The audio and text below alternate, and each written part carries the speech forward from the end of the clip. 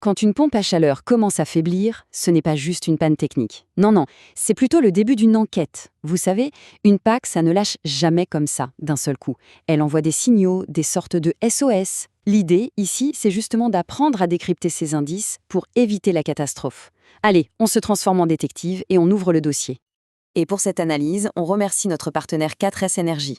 Ce sont vraiment les spécialistes du sujet, que ce soit pour le dépannage, l'entretien ou l'installation de systèmes de chauffage et de clim.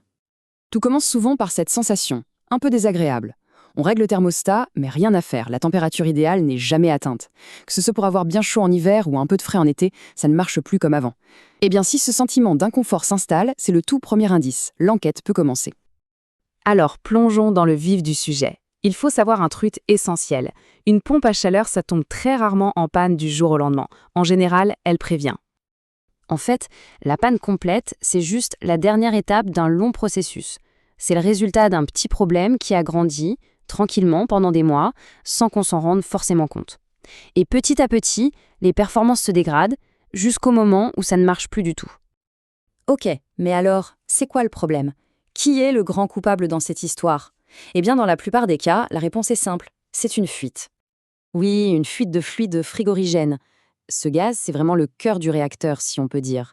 L'analogie est simple. C'est un peu comme le sang dans les veines de la machine. S'il commence à en manquer, eh bien, le transfert de chaleur ne peut plus se faire correctement. Et là, c'est tout le système qui est touché. Et ça se passe généralement en plusieurs temps. Au début, on a une toute petite fuite, une micro-fuite, quasiment invisible. Puis, au bout de quelques mois, on commence à sentir que la machine peine un peu. Et si on ne fait rien, 6 mois plus tard, c'est la panne assurée. C'est une vraie course contre la montre qui s'engage. Bon, maintenant qu'on a le coupable, il faut trouver les preuves. Concrètement, quels sont les symptômes à surveiller qui nous mettraient sur la piste de cette fameuse fuite? Pour y voir plus clair, on va classer les indices en 2 grandes familles. D'un côté, tout ce qui touche à la performance et à la facture d'énergie, et de l'autre, les signes qu'on peut voir et entendre directement sur la machine.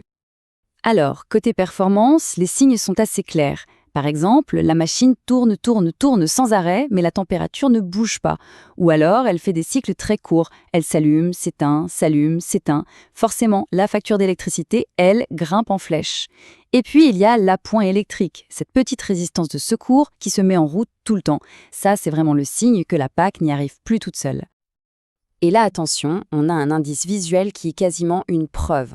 Un peu de givre sur l'unité dehors quand il fait très froid, ok, c'est normal. Par contre, si on voit de la glace se former alors qu'il fait, disons, 10 degrés, là, il y a un gros problème. Ça veut dire que le cycle du froid est complètement déréglé. Il faut aussi tendre l'oreille. Une pompe à chaleur qui fonctionne bien, ça fait un bruit assez régulier.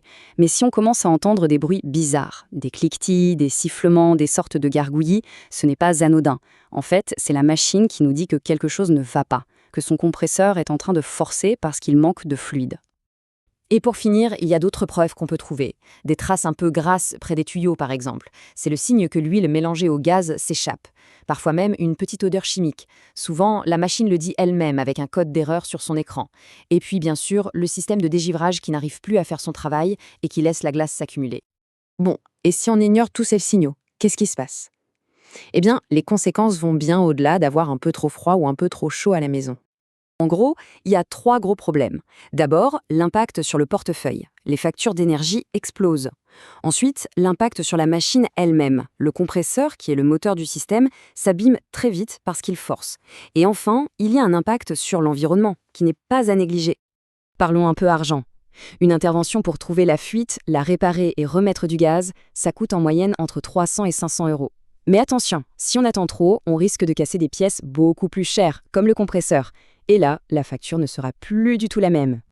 Et puis, il ne faut pas oublier l'écologie. Les gaz qui s'échappent d'une pompe à chaleur sont de très puissants gaz à effet de serre. Donc, réparer une fuite, ce n'est pas juste bon pour la machine et le portefeuille, c'est aussi un vrai geste pour la planète. Ok, on a repéré plusieurs de ces symptômes. Maintenant, on fait quoi? La marche à suivre est en fait très simple et il n'y en a qu'une. Première chose à faire, et c'est très important, on éteint tout. Ça évite d'abîmer encore plus le compresseur. Ensuite, on fait la liste de tous les indices qu'on a repérés. Et l'étape finale, absolument cruciale, on appelle un pro certifié. On ne touche surtout pas à ça soi-même, la manipulation de ces gaz est très réglementée et peut être dangereuse. Et voilà pourquoi il faut absolument un pro. Ce tableau, ça montre juste un aperçu du jargon technique. Des termes comme surchauffe, sous-refroidissement, les pressions. Pour nous, ça ne veut rien dire.